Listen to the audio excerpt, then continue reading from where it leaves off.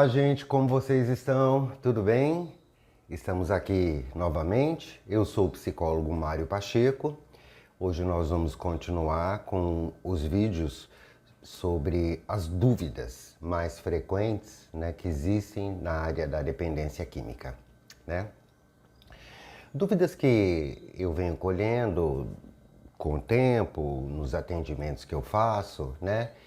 E espero que ajudem vocês. Mas se você tiver alguma dúvida a mais ou quiser fazer alguma pergunta, é só você deixar aí nos comentários que eu vou ter o maior prazer em responder, tá bom?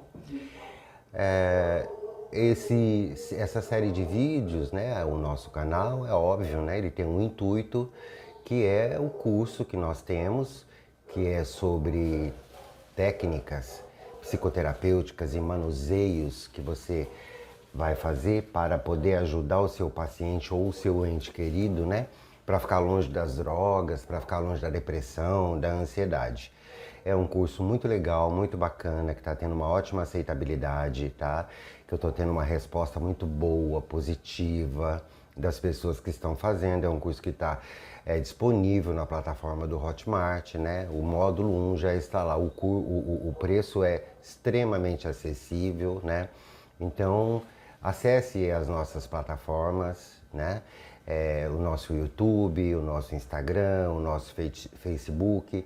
É sempre Psicólogo Mário Pacheco. Lá você vai encontrar todas as informações necessárias, tá? Tá certo? Então vamos lá, vamos continuar falando sobre as dúvidas mais frequentes. Uma das dúvidas que as pessoas sempre me perguntam, tal, é se o tratamento para dependente químico ele é coberto pelo SUS, coberto pelo Sistema Único da Saúde, né? Sim, ele é coberto, tá? Embora muita gente diga que tem muita dificuldade, que é difícil, e a gente sabe da dificuldade toda que a gente tem com a burocratização, né, do sistema de saúde pública no Brasil, mas existe sim. Os CAPs, existem principalmente os CAPs AD, que significa álcool e drogas, AD, CAPs AD. São os CAPs que têm a possibilidade, tem como fazer esse tratamento. A pessoa precisa ir até lá, precisa fazer algumas consultas, precisa passar por uma triagem. E se realmente houver a necessidade de fazer essa internação, a pessoa vai, o próprio CAPS vai destinar as clínicas específicas ou os locais específicos onde pode fazer esse tratamento, né, de uma forma gratuita pelo setor público, tá? Então, se você não tem condições de pagar uma clínica ou comunidade terapêutica, né? Você pode levar o CAPS. O CAPS faz um ótimo trabalho também, é um trabalho muito bem feito. Conheço várias unidades do CAPS AD, principalmente, né, que desenvolvem um trabalho muito bacana e muito bem feito com a dependência química, tá? Então, se você tem alguma dúvida com relação, se você consegue fazer o tratamento pelo setor público, né, de graça, né, você consegue sim, pelo CAPS, tá? É só você procurar o CAPS que você conhece, se informar direitinho sobre aonde tem esse CAPS e chegar lá, levar o seu problema, né, e procurar o tratamento adequado, tá bom? CAPS, tá bom? Vamos lá. A outra pergunta é o seguinte: quais são os sinais de alerta para identificar a dependência química? Bom, eu diria que inicialmente a gente consegue ter esses sinais de alerta já na adolescência, né? As interações sociais, a forma como os adolescentes vivem, a questão de hoje em dia, principalmente, a maioria dos adolescentes tem um acesso com muita facilidade, né, ao álcool, embora a gente saiba que por lei é proibido vender álcool para menor, né, para menores que têm menos de 18 anos, né, mas a maioria das vezes não é respeitado, né. E as festas, né? O adolescente vai muito à festa, o grupinho de amigos, o pai e a mãe nunca sabem com quem eles estão andando, a grande verdade é essa. Ou se sabe também tem dúvida, ou acha que sabe, mas não sabe, então é sempre bom estar de olho, né? E aí, como é que você vai identificar isso? Vamos lá. Mudança brusca de comportamento. O sujeito tinha um comportamento de um jeito e agora é de outro. Obviamente, assim, tinha um comportamento legal, agora não é mais legal. Tinha um comportamento bom, agora não é mais bom comportamento. Tinha um comportamento de mais gentil, ele era mais gentil, ele era mais educado, ele era estudioso, ele tinha horário para levantar, ele tinha horário para dormir, ele saía, voltava no horário em que eu pedia para ele voltar e agora não está fazendo mais isso. Então você precisa investigar para ver o que está acontecendo. Às vezes não tem droga no meio, mas às vezes tem, tá? Então essa mudança de comportamento é muito importante. Isolamento social, tá? É uma outra característica que ajuda a identificar. Hoje em dia a gente encontra muito adolescente que vive trancado dentro do quarto, né? E ele está ali no celular, ele está ali no computador. O celular e o computador têm todas as redes sociais e nas redes sociais tem todas essas informações a respeito de droga. Você também não sabe com quem ele está conversando, o que ele está falando, né? Ou às vezes ele está isolado mesmo, não está nem com muitas atividades sociais, mas vive isolado, né? Porque o que acontece com a pessoa que usa droga, esse isolamento é necessário, né? É um mecanismo de defesa, porque a consciência dele está acusando. E ao mesmo tempo ele está em abstinência. Tá? Então, se ele mudou um pouco o comportamento, se ele está isolado, né?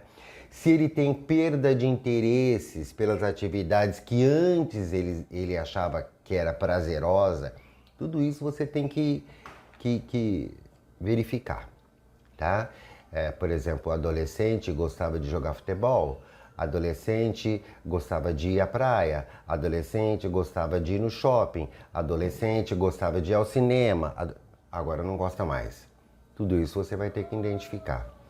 No caso de um adulto, por exemplo, isso acontece muito com usuários de crack, tá? Uma das primeiras coisas que a gente percebe é a dificuldade financeira. Porque o usuário de crack, o usuário de cocaína, ele despende uma quantidade, ele tem que despender uma quantidade alta de dinheiro. Porque tanto a cocaína é cara, né? E o crack não é tão caro, mas precisa utilizar muito, né? A compulsão é muito maior, então de repente ele começa a ter dificuldade financeira, começa a vender coisas de dentro de casa, começa a roubar coisas, começa a sumir coisas de dentro de casa, sumiu o relógio não sei de quem, sumiu o cordão não sei de quem, sumiu uma roupa, às vezes some até alimento do armário, tá? Some o cartão de crédito, some um tênis não sei de quem, tá? Então toma cuidado com isso. Alterações no sono, alterações no apetite, tá? Porque dependendo da droga, a única droga que dá sono e que dá fome é a maconha. As outras nenhuma dá, nem sono e nem fome, tá? É bom também você saber disso. E quando você, por exemplo, já sabe que o sujeito usava, né? Mas usava de uma forma social, usava de uma forma que às vezes eu falava assim para ele, né? Tem mãe, né, que fala assim: meu filho fumava maconha só de vez em quando. E ele falava para mim que usava. Agora ele está usando todo final de semana, tá? Então o que aconteceu aí? Aumentou a frequência do uso, tá? Aumentou a compulsão pela substância. Então aí você já pode começar a pensar na possibilidade de identificar uma dependência, tá? Então vamos lá. Mudança brusca de comportamento, isolamento social, perda de interesse das atividades prazerosas, que antes eram prazerosas, né? Dificuldade financeira, alteração no sono e no apetite, um consumo mais frequente do que era antes, até de álcool, tá? Até de álcool, porque tem isso também. O sujeito antes bebia só de vez em quando, agora tá bebendo todo dia, né? Não tem aquele sujeito que fala assim, todo dia eu chego em casa depois do trabalho, eu tenho que tomar uma cervejinha. Precisa verificar isso, tá? Porque quando a gente fala de droga, de dependência química, o álcool é um dos principais agentes, né, da dependência química. O álcool é uma das principais substâncias da dependência química. Tem até aquela frase que diz assim, o álcool é a porta de entrada. Tá, pode até ser. Por quê? Porque ele é obtido de uma forma social, né, de uma forma muito fácil, né? É até bacana, é até chique, tem muita gente que acha legal isso, né? Ficar sentado numa lanchonete, num bar, num restaurante, na praia, num lugar legal, um lugar que tem aquela sugestão de prazer, aquela sugestão do corretamente, politicamente correto, socialmente correto, ali, né? Com uma torre de chopp desse tamanho, toma uma torre, duas torres, três torres, quatro torres, aquele monte de gente, todo mundo bebendo, isso é vício. É vício. Ou no mínimo, é um consumo abusivo, tá? Então isso também é uma forma de identificar. Uma outra coisa, principalmente uma outra dúvida, né, que a gente ouve muito essas dúvidas, principalmente dos pais, é assim, será que tem como prevenir isso, né? Eu estou criando filhos, tal, tem como eu prevenir isso, né? Não é possível prevenir totalmente, tá? A dependência química, mas é possível adotar medidas que reduzam o risco, tá? Então, quando eu disse lá em cima, ó, mudança busca de comportamento, isolamento social, perda de interesse em atividades que antes eram prazerosas, dificuldade financeira, alterações no sono e apetite, né? Baseado nisso, você pode imaginar como é que você previne. Se você tem um adolescente dentro de casa, você começa a perceber que está tendo algum tipo de mudança, e aí você vai investigar e ver que não tem a droga ali, você já pode imaginar que pode no futuro existir a droga ali por causa daquele comportamento, por causa daquela mudança. Então essa prevenção vem em cima dessa mudança que você vai ajudar ele a não se prejudicar por causa dessa mudança que ele está tendo, né? Às vezes ele está com isolamento social ou não está sentindo prazer com o que está fazendo porque está um pouco depressivo, porque não está tirando nota boa na escola, porque o namorado ou a namorada não está correspondendo no relacionamento, porque brigou com o pai ou com a mãe, porque brigou com algum irmão, porque aconteceu algum problema, tá? Tudo isso é uma forma de você, resolvendo isso, você previne o uso. Resolvendo isso, você previne a possibilidade dele ir buscar prazer de uma outra forma, tá? Algumas estratégicas incluem a educação sobre os efeitos nocivos da substância. É sempre muito bom, uma grande estratégia de prevenção é você explicar, ensinar, mostrar os efeitos nocivos de uma substância, tá? Um adolescente que tem interesse em álcool, que tem interesse em maconha, basicamente esses dois são os mais utilizados hoje em dia, né?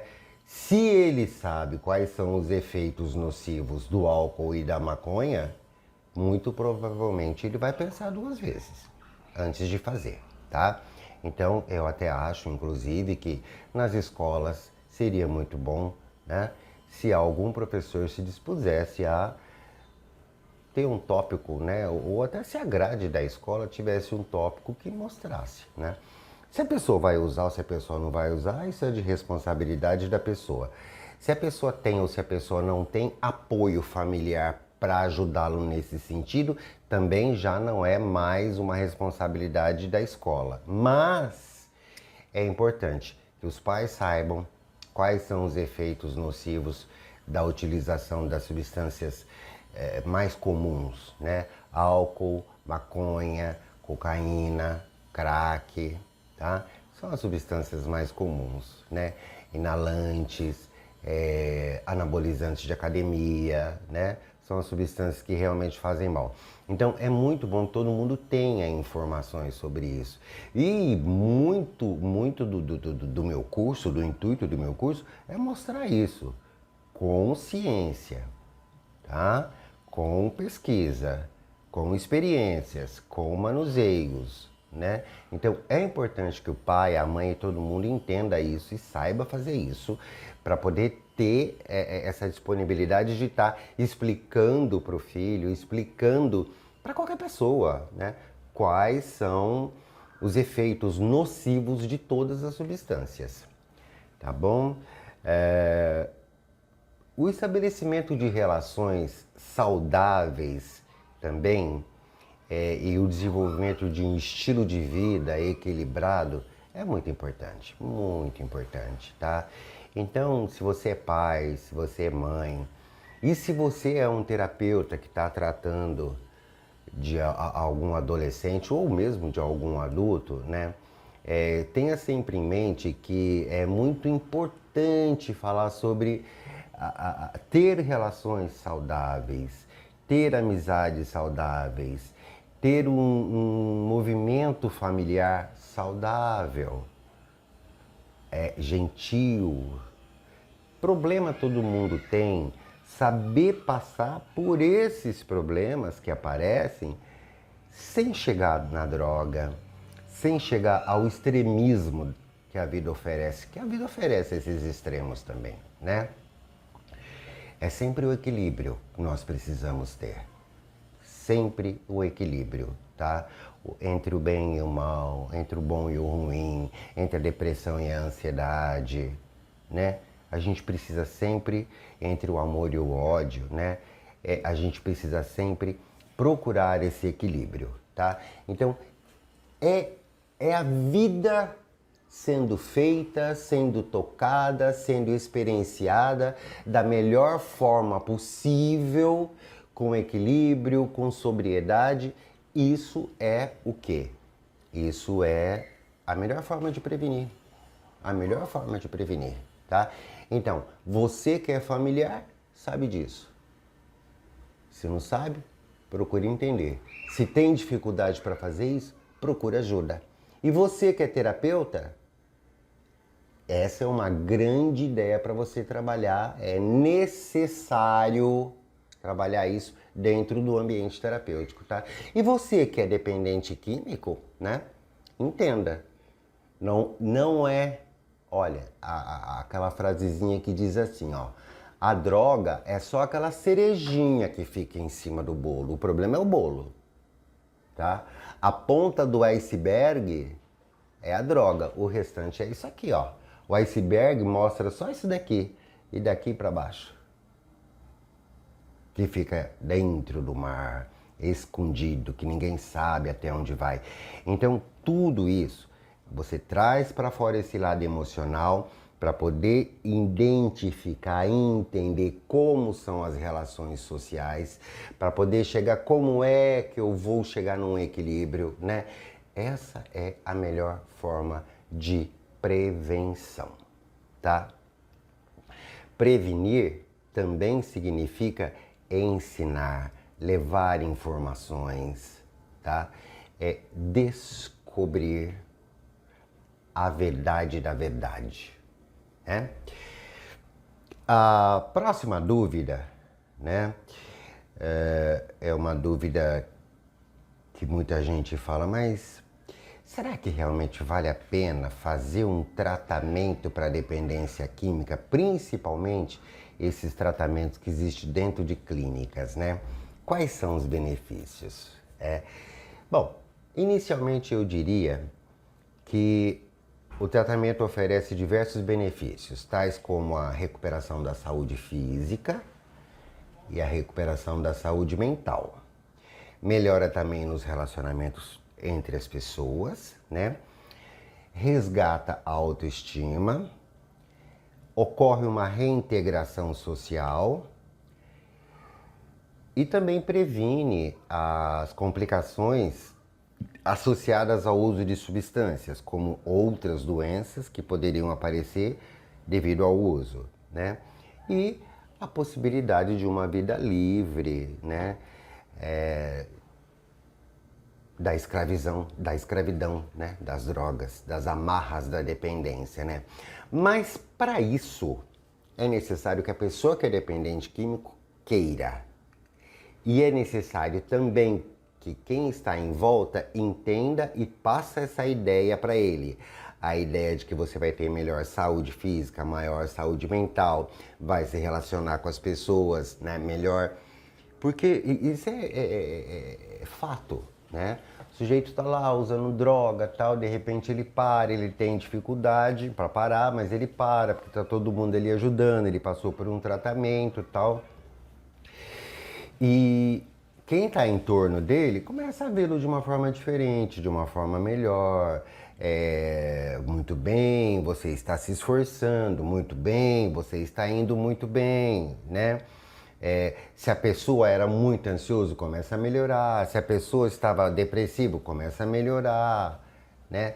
A pessoa começa a perceber que começam a aparecer ótimas oportunidades na vida, de emprego, de trabalho, né?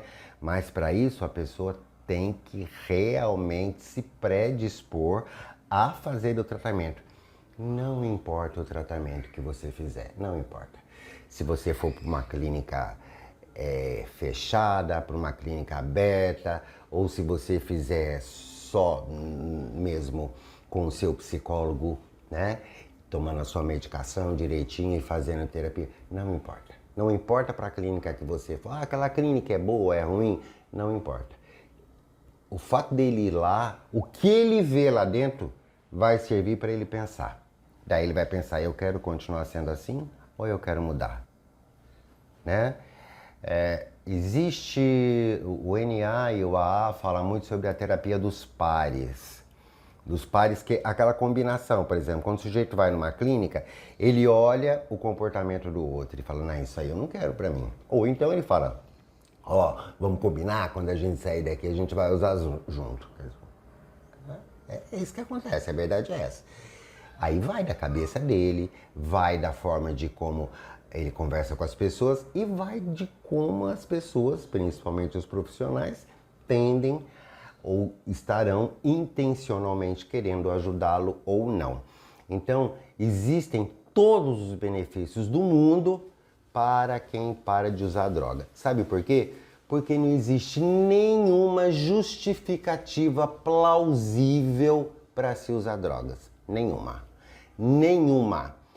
Eu usava por causa disso, eu usava por causa daquilo. Nenhuma. Não existe nenhuma justificativa plausível. E existem milhões de justificativas plausíveis para parar de usar. Então, nós precisamos tentar viver da melhor forma possível com a cabeça que nós temos, com a mente que nós temos, com a vida que nós temos, com a família que nós temos, com o dinheiro que nós temos, com o corpo que nós temos, sem usar nenhuma substância que vá alterar o meu humor para eu poder me sentir melhor, né? Eu tenho que me sentir bem com o que eu sou, com o que eu tenho. Eu quero melhorar? Sim. Eu vou fazer alguma coisa. Eu vou estudar mais, eu vou trabalhar mais, eu vou casar, eu vou separar desse relacionamento que não tá legal, vou procurar um outro. Isso é resolver a vida através da pulsão de vida e não usar a pulsão de morte, que a pulsão de morte também é para viver, mas é uma forma de resolver as coisas aonde você corre o risco de morrer, tá bom? Essas foram as dúvidas mais frequentes que eu sempre ouvi, né? Então hoje nós falamos em se existe tratamento para dependência química no SUS. Existe, através dos CAPs, tá? Os sinais para identificar se o sujeito é dependente químico, né? nós falamos sobre mudança, busca de comportamento, isolamento social, perda de interesse das atividades que antes eram prazerosas, dificuldades financeiras, alterações no sono, no apetite e o aumento do uso das substâncias, né? Se existe como prevenir, a gente falou sobre basicamente educação e informação.